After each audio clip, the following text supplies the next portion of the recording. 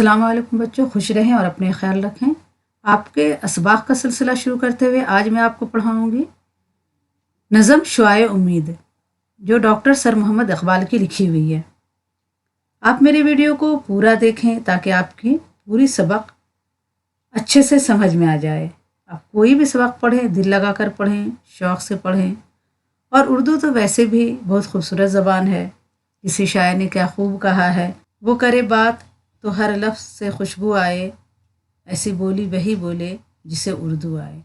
तो आप मेरी जो वीडियो है पूरी देखें, स्किप बिल्कुल नहीं करें, लेकिन क्योंकि स्किप करने से बच्चों को समझ में नहीं आता है। कुछ बातें समझ में आती हैं, कुछ छूट जाती हैं। तो आप पूरी वीडियो देखें और अपने दोस्तों को ये वीडियो ज़रूर शेयर करें ताकि आपके दोस्त भी इससे फ़ायदा हासिल कर सकें। और बच्चों से गुजारिश है कि एक सब्सक्राइब ज़रूर करें, लाइक करें। आइए शुरू करती हूँ। बिस्मिल्लाहिर्रहमानिर्रहीम। डॉक्टर सर मोहम्मद इकबाल, इनकी पैदाइश 1877 ईस्वी में हुई और इनका इंतकाल 1938 ईस्वी में हुआ। ठीक है। इकबाल की पैदाइश सियालकोट में हुई। उन्होंने मौलाना सैयद मीर हुसैन से अरबी व फ़ारसी पढ़ी। इनकी पैदाइश कहाँ हुई? सियालकोट में, यानी पाकिस्तान में हुई। उन्होंने मौलाना सैयद मीर हसन से अरबी व फ़ारसी पढ़ी। सियालकोट से ही इंटरनेट का इम्तिहान पास किया। बाद में लाहौर से बीए और एमए के इम्तिहानात में कामयाबी हासिल की। उन्हें शायरी का शौक़ लड़कपन से था। चंद गज़लों पर दाग दहलवी से इस्लाह ली। उन्होंने बीए भी किया, एमए भी किया और उनको जो शायरी का शौक़ था वो बचपन से ही था। और चंद गज़लों पर उन्होंने दाग दहलवी से इस्लाह भी ली। दाग की शायरी का रंग इकबाल की 2-4 इब्तदाई गज़लों में नुमाया है। इकबाल ने 1905 में यूरोप का सफ़र किया। पहले कैम्ब्रिज गए, फिर जर्मनी के हाइडलबर्ग यूनिवर्सिटी से ईरानी फ़लसफ़े और तसव्वुफ़ पर डॉक्टरेट की डिग्री हासिल की। पहले वो कैम्ब्रिज यूनिवर्सिटी गए, फिर जर्मनी गए और वहाँ उन्होंने ईरानी फ़लसफ़े और तसव्वुफ़ पर क्या डॉक्टरेट की डिग्री हासिल की। लंदन वापस आकर बैरिस्ट्री की तालीम हासिल की और लंदन वापस आकर उन्होंने बैरिस्ट्री यानी लॉ की पढ़ाई पढ़ी। 1908 ईस्वी में हिंदुस्तान आ गए, वकालत का पेशा इख्तियार किया। 1915 में उन्होंने अपनी मशहूर फ़ारसी नज़म इसरार खुदी में फ़लसफ़ा खुदी का नज़रिया पेश किया। 1915 ईस्वी में उन्होंने अपनी मशहूर फ़ारसी नज़म इसरार खुदी में फ़लसफ़ा खुदी का नज़रिया पेश किया। 1918 में रमूज़ बेखुदी की इशाअत हुई। अंग्रेज़ी हुकूमत ने उन्हें सर का खिताब दिया। उन्होंने अमली सियासत में भी हिस्सा लिया। अंग्रेज़ी हुकूमत की तरफ से उन्हें सर का खिताब भी मिला और उन्होंने अमली सियासत में हिस्सा भी लिया। इकबाल ने उर्दू शायरी को नई सिमत और नए पहलुओं से रोशनास कराया। उनकी नज़मों में बहुत नगमगी और तरन्नुम है। नगमगी है यानी धुन है, लय है, उसको बहुत अच्छे से गाया जा सकता है सुर के साथ। उन्होंने उर्दू गज़ल को भी एक नया अंदाज अता किया। बागे दरा उर्दू में इनका पहला मजमुआ कलाम है। इसके बाद उर्दू में बाल जिब्राइल और ज़रबे कलीम के नाम से 2 और मजमुए सामने आए। अरमगान हिजाज उनका चौथा मजमुआ है, जिसमें फ़ारसी और उर्दू दोनों ज़बान का कलाम शामिल है। उन्होंने फ़ारसी में बहुत कुछ लिखा है, लेकिन उर्दू का कलाम उनका ज़्यादा पढ़ा जाता है क्योंकि उर्दू हम लोग ज़्यादा समझते हैं। और अरमगान हिजाज जो है उनका चौथा मजमुआ, जिसमें उर्दू और फ़ारसी दोनों ज़बानों के क्या है कलाम शामिल हैं। आइए उनकी लिखी हुई नज़म पढ़ते हैं। शुआए उम्मीद यानी उम्मीद की किरण। शुआ माने क्या होता है? किरण होता है। जो सूरज की किरण जो आसमान से ज़मीन पे आती है, और वो जो शुआ होता है, वो जो किरण होती है, तो ये उसी की उम्मीद है। शुआए उम्मीद यानी उम्मीद की किरण। अब देखिए उम्मीद की किरण में उन्होंने क्या हमें पैगाम दिया है।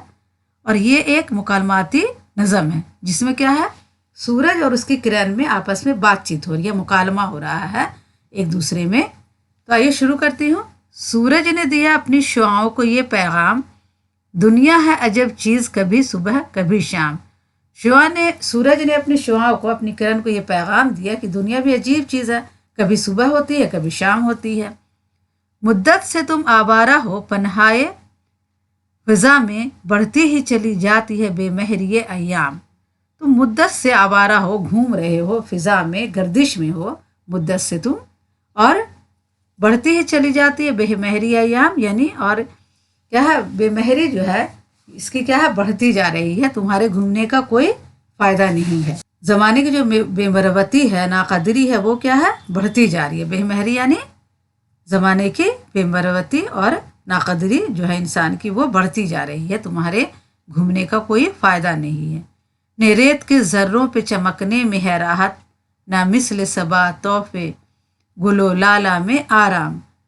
यानी कि रेत के ज़र्रों पर जो चमकता हूँ उसमें मुझे राहत नहीं मिलती है। जो शुआ जाती है आसमान से ज़मीन पर, सूरज को जो किरण आ रही है, तो उसे रेत के ज़र्रों पर भी चमकने में क्या राहत नहीं है, आराम नहीं है। ना मिस्ल सबा तोहफे, तोहफे यानी तवाफ़, तवाफ़ यानी घूमना, चक्कर लगाना, गर्दिश करना। गुल और लाला में आराम, यानी कि मैं जो गुल और लाला के चारों तरफ गर्दिश करता हूँ, उसके चारों तरफ घूमता हूँ, उसमें भी मुझे क्या है, आराम नहीं है, मज़ा नहीं मिलता है। फिर मेरे तजल्ली कदह दिल में समा जाओ, छोड़ो चमनिस्ताने व बेयाबाने व दरो बाम।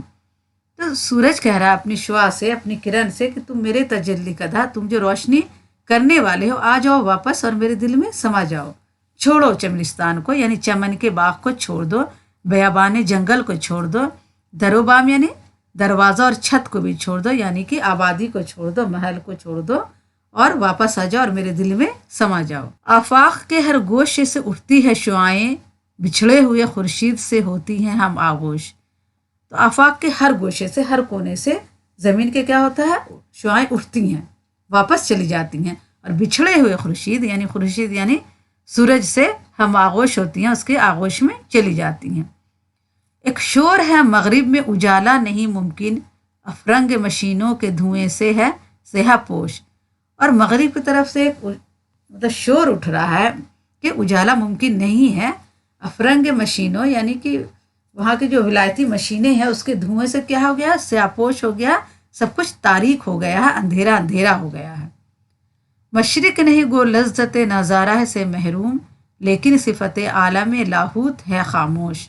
मशरिक क्या है, इस लज्जत से महरूम नहीं है, इस नज़ारा से महरूम नहीं है, सूरज की रोशनी से, लेकिन क्या है, सिफत आलम लाहूत है खामोश, यानी कि वो जगह जहाँ फरिश्ते रहते हैं, आलम बाला यानी आसमान के ऊपर की जगह जहाँ फरिश्ते रहते हैं, तो वो खामोश है, क्योंकि वहाँ क्या है, इस लज्जत यानी कि धूप का जो किरण है, शुआ है, वो वहाँ है, अभी वापस नहीं हुई है वहाँ से। फिर हमको इसी सीने है रोशन में छिपा ले, ऐ मेहर जहाँ ताब ना कर हमको फरामोश। यहाँ पर सूरज की किरण कह रही है कि मुझे अपने सीना रोशन में छिपा ले, और ऐ महर जहाँ, ऐ सूरज जो जहाँ तू रोशनी देता है, तुम हमको फरामोश ना कर। एक शोख किरण शोख मिसालाए नगह हूर, आराम से फारिग सिफत जौहर सीमाब। एक शोख किरण जो थी, जो शेख बिल्कुल निगाह हूर की तरह थी, खूबसूरत थी, आराम से फारिग होकर वो सिफत जौहर सीमाब, जो बिल्कुल सीमाब की तरह थी, पारा की तरह थी, और कीमती खूबसूरत पत्थर की तरह थी। बोली कि मुझे रुखसत तनवीर अता हो, जब तक ना हो मशरिक़ का हर ज़र्रा जहाँ ताब। रुखसत तनवीर यानी रोशन करने की इजाज़त, मुझे रोशन करने की इजाज़त दो, बोली सूरज से।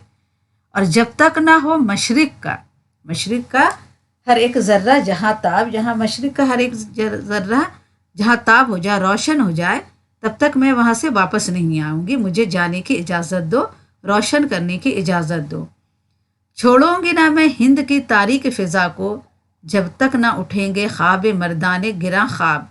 और मैं हिंदुस्तान की जो है, हिंद यानी हिंदुस्तान की तारीक फ़िज़ा को नहीं छोड़ूंगी, वहाँ की जो अंधेरी फ़िज़ा है उसे मैं नहीं छोड़ूंगी, जब तक ना उठेंगे, जब तक ना वहाँ के लोग मर्दाने ख्वाब गिरा, यानी वहाँ के लोग हैं जो ख्वाब में हैं, गहरी नींद में डूबे हुए हैं, उन्हें मैं नहीं छोड़ूंगी जब तक मैं उन्हें जगह नहीं लूँगी। ख़ाबर की उम्मीदों का यही खाक है मरकज़, इक़बाल के अशकों से यही खाक है सैराब। ख़ाबर की उम्मीदों का यानी कि मशरिक़ के जो उम्मीदों का यही मरकज़ है, ये जो ज़मीन है, यहाँ की मिट्टी है, यही इसका मरकज़ है। इक़बाल के अशकों से यही खाक है सैराब, और इक़बाल की अशकों से, इक़बाल यही खाक है, यहीं की ज़मीन, यहीं की मिट्टी क्या है, सैराब है, सरसब्ज़ा है इक़बाल के अशकों से। चश्म मह परवीन है इसी खाक से रोशन, ये खाक के है जिसका खज़फ रेज़ा है दुर्रे नाब। चश्म परवीन यानी सूरज और चांद, चश्म मह परवीन यानी चांद और सितारे इसी खाक से रोशन है। इसी मिट्टी से क्या है, चांद सितारे रोशन है। और ये खाक के है जिसका खजफ रेज़ाए दुर्रनाब, ये जो खाक है, यहाँ की जो ज़मीन की मिट्टी है, इसका क्या है, कंकड़ ही, जो कंकड़ी भी है, इसका छोटा सा टुकड़ा भी है, क्या है वो, दुर्रनाब है, यानी नायाब है, बिल्कुल मोती जौहर की तरह है, हीरे की तरह है यहाँ का खाक का एक टुकड़ा भी। इस खाक से उठे हैं वो गवाज़े मुआनी, जिनके लिए हर बहरे पर पुरशूब, जिनके लिए हर बहरे पुरआशूब है पायाब। इस खाक से उठे हैं वो गवाज़े मुआनी, यानी वो ख़ास लोग उठे हैं जो बिल्कुल नायाब हैं और जो बहुत इल्म वाले हैं। तो इसी खाक से उठे हैं, इसी ज़मीन से उठे हैं, और जिनके लिए हर बहर पुरआशूब है, यानी पुरआशूब यानी जहाँ उथल पुथल मची हुई है, लेकिन वहाँ क्या है, उनके पाँव रखने की जगह है, उस पानी में भी वो चल सकते हैं, वो इतने नायाब हैं, वो इतने आलिम वाले हैं, इल्म वाले हैं। जिस साज के नगमों से हरारत थी दिलों में, महफिल का वही साज है बेगाने मुजराब। अब जिस साज के नगमों से हरारत थी दिलों में, दिल में हरकत थी, दिल में खुशी थी, तो महफिल का वही साज क्या है, बेगाना मुजराब है, चुप है, खामोश। और जिस मुजराब कहते हैं वो वाला जिससे सितार के तार को छेड़ा जाता है, तो वो क्या है, वो सब खामोश हो गए हैं। बुतखाने के दरवाजे पे सोता है बरहमन, तकदीर को रोता है मुसलमान तहे महराब। और बुतखाने के दरवाजे पे ब्राह्मण सो रहा है और मुसलमान क्या है, तकदीर को रो रहा है। ये लोग क्या है, शेख और ब्राह्मण आपस में क्या है, मजहब के लिए लड़ रहे हैं। मशरिक़ से हो बेजार ना मगरिब से हज़र कर, फितरत का इशारा है कि हर शब को सहर कर। मशरिक़ से भी बेजार ना हो, सूरज की किरण अपनी, जो सूरज है अपनी किरण से कह रही है कि तू मशरिक़ से भी बेजार ना हो और मगरिब से भी हज़र ना कर। हज़र यानी एहतियात ना कर, परहेज़ ना कर, तुझे तो हर तरफ अपनी सूरज की रोशनी बिखेरनी है। फितरत का इशारा है कि हर शब को सहर कर, जो फितरत का इशारा है, जो खुदा का बनाया हुआ निज़ाम है, उसका इशारा क्या है कि हर शब को, हर रात को सुबह बना, हर शब को सहर कर यानी हर रात को सुबह बना। इसका कहने का मतलब है कि तुम मशरिक़ से भी और मगरिब से भी बेजार नहीं हो, जहाँ की जो चीज़ अच्छी लगे उसे अपना लो और जो चीज़ बुरे लगे उसे छोड़ दो। इसका यही कहने का मतलब है। तो ये हमने पढ़ा सर मोहम्मद इकबाल की लिखी हुई नज़म शुआए उम्मीद। आइए अब लफ्ज़ और मायने देखते हैं। आवारा यानी बेमकसद घूमने फिरने वाला, फिर पनहाए फ़िज़ा यानी फ़िज़ा की वसत, बेमहरी अयाम ज़माने की बेमरवती नाकदरी। तौफ कहते हैं तवाफ, किसी चीज़ के गर्द चक्कर लगाना। गुल यानी गुलाब का फूल, तजल्ली कदह यानी रोशन जगह, दरोबाम यानी दरवाज़ा और छत, आबादी से मुराद है। चमनिस्तान यानी फूलों का बाग, बेयाबान जंगल वीराना, समागोश होना, एक दूसरे में समा जाना। अफरंग यानी विलायत, मगरबी दुनिया। सयापोश यानी काला लिबास पहने हुए, तारीक। लज्जत नज़ारा यानी देखने का लुत्फ, दीदार की लज्जत। आलम लाहूत यानी आलम बाला, वो मकाम जहाँ फरिश्ते रहते हैं। फरामोश यानी भूला हुआ। शोख यानी चंचल। जौहर यानी खासियत, खूबी, कीमती पत्थर। सीमाब कहते हैं पारा को। रुखसत तनवीर रोशन करने की इजाज़त। मर्दान गिरा ख्वाब यानी गहरी नींद में डूबे हुए लोग। खावर यानी मशरिक़। सराब सींचा हुआ सरसब्ज शादाब। महो परवीन यानी चांद और तारे। खज़फ रेज़ा यानी कंकरी ठेकरी का छोटा सा टुकड़ा। दुरेनाब यानी कीमती मोती, सच्चा मोती। गवाज़ यानी गोता लगाने वाला, गवाज़ मानी हकीकत की तह तक पहुँचने वाला आलिम। पूरा शोब यानी जहाँ उथल पुथल मची हो, जहाँ इंतशार और अबतरी हो। पायाब यानी कम गहरा उथला। मिज़राब वो वाला जिससे सितार के तारों को छेड़ा जाता है। बेगाना मज़राब यानी मिज़राब से महरूम, खामोश। बेजार यानी नाखुश, बददिल। हज़र यानी एहतियात, परहेज़। आइए गौर करने की बात पढ़ते हैं कि इकबाल ने अपनी शायरी को एक ख़ास पैगाम और तालीमात का ज़रिया बनाया। इनकी फ़िक्र में हरकत व अमल का फ़लसफ़ा मिलता हो, बुलंद हिम्मती, खुददारी और सरबुलंदी की तालीम देते हैं। वो क्या है, हमेशा खुददारी, सरबुलंदी की तालीम देते हैं और बुलंद हिम्मती की तालीम देते हैं। उन्होंने क्या है, अपने नज़म में पैगाम दिया है। हर नज़म में उनका कोई ना कोई ख़ास पैगाम होता है। شعائے امید اقبال کی مشہور نظم ہے جس کو انہوں نے تمثیلی انداز میں پیش کیا ہے۔ وہ اس کے ذریعہ ہندوستانی قوم کو ناامیدی اور مایوسی سے نکال کر بیدار کرنا چاہتے ہیں۔ اس نظم کا انداز بھی ان کی بعض دوسرے نظموں کی طرح مکالماتی ہے، مکالماتی یعنی بات چیت کے انداز میں ہے، جیسے کہ یہاں پہ وہ سورج اور کرن میں بات چیت ہو رہی ہے۔ سورج اور اس کی ایک شوخ کرن کے درمیان مکالمے کے ذریعہ ہندوستان کی سرزمین کو روشن کرنے اور اس کے باشندے کو جگانے کی کوشش کی گئی ہے۔ نظم شعائے امید کا خلاصہ: سورج اپنی شعاؤں سے کہنے لگا کہ تم ایک مدت سے گردش میں ہو، دنیا عجیب و غریب ہے، کبھی یہاں صبح ہوتی ہے اور کبھی شام ہوتی ہے، زمانے کی بے رحمی بڑھتی ہی جا رہی ہے، نہ تو مجھے ریت پر چمکنے ہی سے راحت ملتی ہے اور نہ ہی پھول ہی میں مجھے آرام دیتے ہیں، اس لیے اے کرنو واپس میرے پاس چلی آؤ، ان باغوں، محلوں اور بیابانوں کو چھوڑ دو۔ دنیا کے تمام کونوں سے کرنیں سورج کی طرف واپس ہونے لگیں اور سورج سے پھر ہم آغوش ہو گئیں۔ مغرب میں آلودگی کی وجہ سے اندھیرا چھا گیا، وہاں سورج دکھائی نہیں دیتا، اگرچہ مشینوں کے دھوئیں سے مشرق متاثر نہیں ہوا ہے، لیکن عالم لاہوت یعنی فرشتوں کے رہنے کا مقام اس کے اثر سے محفوظ ہے۔ اے سورج ہمیں نظر انداز نہ کر اور ہمیں اپنے آغوش میں چھپا لے۔ حور کی مانند ایک شوخ کرن جس کی سیما بھی فطرت تھی، سورج سے روشنی مانگی اور کہا، اے سورج مجھے اجازت دے چمکنے کی اس وقت کے لیے جب تک میں مشرق کے ایک ایک ذرے کو روشن نہ کر دوں۔ میں ہندوستان کی اندھیری فضا کو ہرگز نہ چھوڑوں گی جب تک اس ملک سے جہالت اور غریبی کے اندھیرے کو دور نہ کر دوں گی اور یہاں کے لوگوں کو غفلت کی نیند سے بیدار نہ کر دوں گی۔ سورج کی امیدوں کا مرکز ہندوستان ہے، اس کی خاک کو اقبال اپنے اشکوں سے سیراب کرتا ہے۔ چاند اور دوسرے سیارے اس سے نور حاصل کرتے ہیں۔ اس خاک کے کنکر پتھر بھی قیمتی ہوتے ہیں، نغمے دلوں کو گرماتے تھے، آج اس ساز کا مضراب ٹوٹ چکا ہے۔ اس سرزمین کی خاک سے عالم میں دانا پیدا ہوئے ہیں جنہوں نے علم و حکمت میں کمال حاصل کیا ہے، آج یہاں کے شیخ و برہمن جنگ و جدل میں مصروف ہیں۔ حقیقت تو یہ ہے کہ ہمیں نہ تو مشرق سے بیزار ہونا چاہیے اور نہ ہی مغرب کی اندھی تقلید کرنا چاہیے۔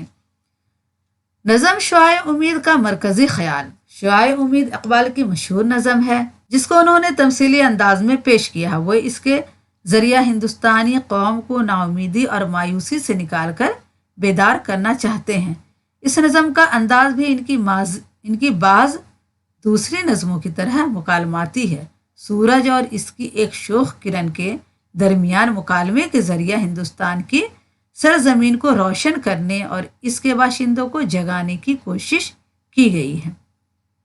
نظم کے اشعار کی تشریح پڑھتے ہیں۔ سورج نے دیا اپنی شعاؤں کو یہ پیغام، دنیا ہے عجب چیز، کبھی صبح کبھی شام، مدت سے تم آوارہ ہو پہنائے فضا میں، پڑھتی ہی چلی جاتی ہے بے مہری ایام، نے ریت کے ذروں پہ چمکنے میں ہے راحت، نہ مثل ثوا طوف گلو لالا میں آرام، پھر میرے تجلی قدح دل میں سما جاؤ، چھوڑو چمنستان وہ بیابان و در و بام۔ سیاق و سباق: یہ اشعار نظم شعائے امید سے لیے گئے ہیں جسے اقبال نے لکھا ہے۔ تشریح: سورج ایک دن اپنی شعاؤں سے کہنے لگا کہ دنیا عجیب ہے، یہاں کبھی صبح ہوتی ہے اور کبھی شام ہوتی ہے، ایک عرصے سے تم گردش میں ہو لیکن کچھ نہیں بدلا، ہاں زمانے کی سرد مہری اور بے رخی میں اضافہ ضرور ہوا ہے، اب نہ ریت پر چمکنے میں مزہ ملتا ہے اور نہ ہی ہوا کی مانند لالا کے پھولوں کے قریب جانے میں راحت ملتی ہے، آؤ دوبارہ میرے پاس واپس چلی آؤ اور ان باغوں، جنگلوں اور محلوں کو چھوڑ دو۔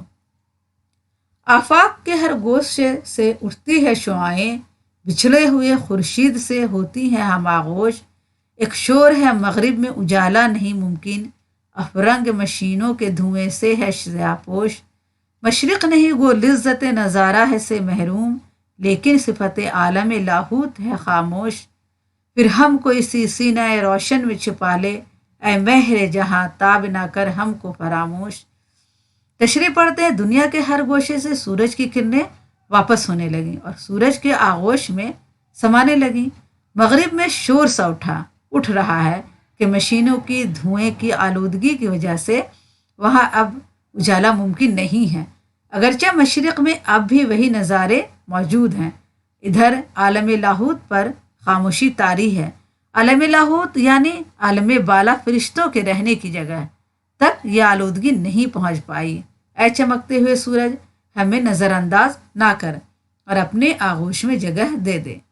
ایک شوخ کرن شوخ مثالہ ہے، نگاہ حور آرام سے فارغ صفت جوہر سیماب، بولی کہ مجھے رخصت تنویر عطا ہو، جب تک نہ مشرق کا ہر ایک ذرہ جہاں تاب، چھوڑوں گی نہ میں ہند کی تاریک فضا کو، جب تک نہ اٹھیں خواب سے مردان گرا خواب۔ خاور کی امیدوں کا یہی خاک ہے مرکز، اقبال کی اشکوں سے یہی خاک ہے سیراب، چشم مہ پروین ہے اس خاک سے روشن، یہ خاک کے ہے جس کا خزف ریزہ در ناب۔ اس خاک سے اٹھے ہیں وہ غواز معانی جن کے لیے ہر بہر پر آشوب ہے پایاب، جس ساز کے نغموں سے حرارت تھی دلوں میں، محفل کا وہی ساز ہے بیگانے مضراب، بت خانے کے دروازے پہ سوتا ہے برہمن، تقدیر کو روتا ہے مسلمان تہ محراب، مشرق سے ہو بیزار نہ مغرب سے حذر کر، فطرت کا اشارہ ہے کہ ہر شب کو سحر کر۔ تشریح پڑھتے ہیں کہ حور کی مانند ایک شوخ کرن نے کہا جو سیمابی فطرت رکھتی تھی کہ اے سورج، مجھے روشنی کے ساتھ جانے کی اجازت دے، میں مشرق کو اسی وقت تک الوداع نہیں کہہ سکتی جب تک اس کے ایک ایک ذرے کو روشن نہ کر دوں، میں ہندوستان کی سرزمین سے اس وقت تک رخصت نہیں ہونا چاہتی جب تک یہاں کے رہنے والوں کو خواب سے جگہ نہ دوں۔ یہ سرزمین ہی سورج کی امیدوں کا مرکز ہے اور اقبال کے آنسوؤں نے اس کی آبیاری کی ہے۔ اس کے خاک سے روشنی حاصل کر کے چاند تارے چمکتے ہیں۔ اس خاک کا ہر ذرہ بیش قیمت موتی سے سوا ہے، اس کی خاک سے عالم و دانا پیدا ہوئے ہیں جنہوں نے علم و حکمت سے کلام حاصل کیا ہے۔ ہندوستان کا وہ ساز جس نے روح کو تڑپا دیا اور قلب کو گھرما دیا تھا، اس ساز کا مضراب آج خاموش ہو چکا ہے۔ شیخ و برہمن دونوں ہی پریشان ہیں اور دیر و حرم کے جھگڑے میں لگے ہوئے ہیں۔ نظم کے آخر میں اقبال کہتے ہیں کہ ہمیں نہ تو مشرق سے بیزاری کا اظہار ہی کرنا چاہیے اور نہ ہی مغرب سے گریز کرنا چاہیے، یہی قدرت کا اشارہ ہے، ہمیں دونوں جگہ کی اچھی چیزوں اور قدروں کو اپنا لینا چاہیے۔ مشکل سوال و جواب میں ہے۔ سوال نمبر 1 ہے کہ سورج نے اپنی کرنوں کو کیا پیغام دیا؟ تو جواب لکھیں گے سورج اپنی کرنوں کو یہ پیغام دیا کہ دنیا عجیب چیز ہے، جہاں کبھی دن ہوتا ہے کبھی رات، تمام مدت سے فضاؤں میں گردش کر رہی ہو اور زمانے کی بے رحمی بڑھتی ہی جا رہی ہے۔ اب نہ ریت میں چمکنے سے راحت ملتی ہے، نہ لالا کے پھول ہی فرحت دیتے ہیں، اس لیے دوبارہ میرے پاس چلی آؤ۔ سوال 2 ہے شوخ کرن میں کیا خوبیاں ہیں؟ تو جواب لکھیں گے وہ سیمابی فطرت رکھنے والی اور حور کی مانند خوبصورت ہیں۔ عملی سرگرمیاں میں دیکھتے ہیں۔ سوال نمبر 1 ہے اس نظم کو یاد کیجیے اور اپنے لفظوں میں خلاصہ تحریر کیجیے۔ تو نظم کا خلاصہ پہلے ہی دیا جا چکا ہے، میں نظم کا خلاصہ آپ کو پڑھا چکی ہوں۔ سوال 1 ہے دیگر سوالات میں کہ اقبال کی نظم شعاع امید کا جائزہ لیجیے۔ جواب ہے اقبال نے اپنی شاعری کو ایک خاص پیغام اور تعلیمات کا ذریعہ بنایا ہے، ان کی فکر میں حرکت و عمل کا فلسفہ ملتا ہے، بلند ہمتی، خودداری اور سربلندی کی تعلیم دیتے ہیں۔ اقبال بات کہیں سے بھی شروع کریں، نظم میں اپنا پیغام ضرور دیتے ہیں۔ اقبال کی ہر نظم میں پیغام ہوتا ہے، وہ پیغام دیتے ہیں۔ کبھی چاند تاروں سے باتیں کرتے ہیں، کبھی پہاڑ اور گلہری کے ذریعہ درس و تدریس دیتے ہیں۔ آپ نے پہاڑ اور گلہری نظم پڑھا ہوگا اقبال کا۔ کبھی مکھی اور مکڑے کی زبانی اپنی بات کہہ جاتے ہیں، کبھی اشہب زمانہ انہیں حرکت اور عمل کی تلقین کرتا ہے، کبھی سورج کی شعائیں انہیں اپنی طرف بلاتی ہیں۔ شعاع امید میں اقبال نے کرنوں کی زبانی ایک طرف ہمیں وطن پرستی کا درس دیا ہے تو دوسری طرف اہل وطن کے لوگوں کو خواب غفلت سے بیدار کرنے کی کوشش کی ہے۔ ایک طرف عظمت پارینہ کا قصیدہ بیان کیا ہے تو دوسری طرف مذہب بیزاری پر بھی افسوس ظاہر کیا ہے۔ مشرق اور مغرب کی کشاکش پر طنزیہ انداز میں تبصرہ کرتے ہوئے دونوں کی صالح قدروں کو لینے کی بات بھی کہی ہے۔ پوری نظم مکالماتی انداز میں پیش کی گئی ہے، یعنی بات چیت کے انداز میں پیش کی گئی ہے، اور یہ بات چیت کس کے بیچ ہو رہی ہے؟ سورج کی کرنیں اور سورج کے بیچ میں ہو رہی ہے۔ سورج اور کرنوں کی تجسیم کر کے ان کے مکالموں کے ذریعہ بیانیہ انداز میں اپنی بات کہی ہے، اس سے نظم میں ڈرامائیت پیدا ہو گئی ہے۔ اس کے علاوہ نظم کی روانی، ترنم اور نغمگی میں بھی اضافہ ہوا ہے۔ سورج اور اس کی ایک شوخ کرن کے درمیان مکالمے کے ذریعہ ہندوستان کی سرزمین کو روشن کرنے اور اس کے باشندوں کو جگانے کی کوشش کی گئی ہے۔ نظم بتدریج اپنی ارتقائی منازل طے کرتی ہوئی ایک بھرپور تاثیر کے ساتھ ختم ہوتی، بحیثیت مجموعی ہم شعاع امید کو اردو نظم کی روایت میں قابل قدر اضافہ قرار دے سکتے ہیں۔ بچوں آج کے لیے اتنا ہی کافی ہے، پھر اگلی نظم میں ملاقات ہوگی۔ آپ نے اگر ہمارے چینل کو سبسکرائب نہیں کیا ہے تو سبسکرائب کریں، لائک کریں اور اپنے دوستوں کو یہ ویڈیو ضرور شیئر کریں تاکہ آپ کے دوست بھی اس سے فائدہ حاصل کر سکیں۔ اللہ حافظ۔